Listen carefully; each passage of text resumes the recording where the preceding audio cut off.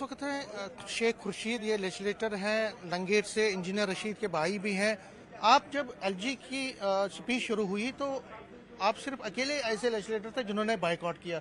हमें ये समझाइए कि बाइकआउट आखिर आपने क्यों किया। देखिए, इसमें दो रीजंस हैं। एक तो जो 370-35 है और खासकर जो स्टेट हुड का वादा मरकजी सरकार ने, ऑनरेबल होम मिनिस्टर साहब ने, प्राइम मिनिस्टर साहब ने किया, और जिसका पिछले खुतबे में 4 नवंबर के एड्रेस में एलजी साहब ने भी जिसकी कमिटमेंट और गारंटी दी थी, लेकिन वो जो है वो अभी तक जो है वो वादा पूरा नहीं हुआ। और साथ ही साथ जो सिविलियन किलिंग्स हुई यहाँ पे, जो कुटवा में मक्खन दीन की डेथ हुई और साथ ही साथ जो वसीम की किलिंग हुई, उस सिलसिले में हमने एहतजाज दर्ज किया कि उसमें जो है फेयर जो है इन्वेस्टिगेशन होनी चाहिए। जी, मतलब आपने ये कहें कि जो 370 के बारे में आपने बात की कि उसको क्यों नहीं मेंशन किया। 370-35 और साथ ही साथ स्टेट हुड का तो हाँ, स्टेट हुड का जो एलजी साहब के एड्रेस में मेंशन किया गया और स्टेट हुड रेस्टोरेशन की बात कही गई, लेकिन अभी तक रिस्टोर नहीं हुआ। कब रिस्टोर होगा?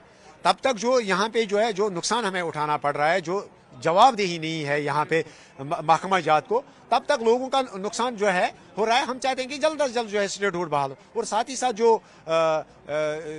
जो वसीम और मक्खन दीन की जो डेथ हुई, उस सिलसिले में हमने अपना जो है प्रोटेस्ट। लेकिन बीजेपी ये कहती है कि 370 जो धारा 370 वो एक हिस्ट्री बन चुकी है और इस पर कोई बात नहीं है। उनके नज़दीक हिस्ट्री बनी है, हमारे नज़दीक हिस्ट्री नहीं बनी है। सरकार ने यहाँ से जो है, हमने एक रेजोल्यूशन जो है सबमिट किया और इससे पहले भी एक रेजोल्यूशन जो है वो पास भी हुआ है। उमर अब्दुल्ला साहब से अभी हमारी बात हुई, उन्होंने कहा कि रेजोल्यूशन तो हमने पहले ही सेशन में लाया है, अब दोबारा से कैसे। चलिए उसी रेजोल्यूशन की बात कर दीजिए। अगर आप बीजेपी कहती है कि ये एक हिस्ट्री बनी है, तो वो रेजोल्यूशन क्यों पास हुआ? वो रेजोल्यूशन तो यहाँ पास हुआ।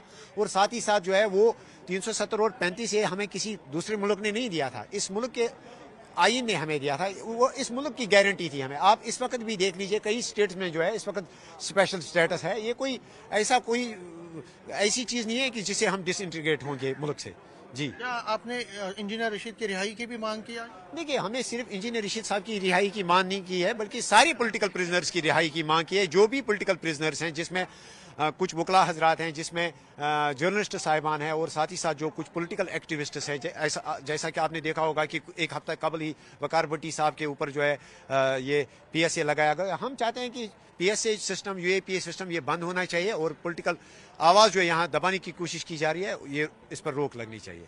न्यूज़ 18 से बात करने के लिए शुक्रिया। शेख खुर्शीद कह रहे हैं कि धारा 370 पर फिर बात होनी चाहिए, स्टेट हुड मिलना चाहिए, और जो खासकर पॉलिटिकल प्रिजनर्स हैं, खास जो इंजीनियर रशीद जैसे प्रिजनर्स हैं, उनकी रिहाई जल्द से जल्द होनी चाहिए। और ये भी कह रहे हैं कि असेंबली सेशन के दौरान इस मुद्दे को ये जोर शोर से उठाएंगे। कैमरामैन चांद के साथ में समीर भट्ट, न्यूज़ 18 जम्मू।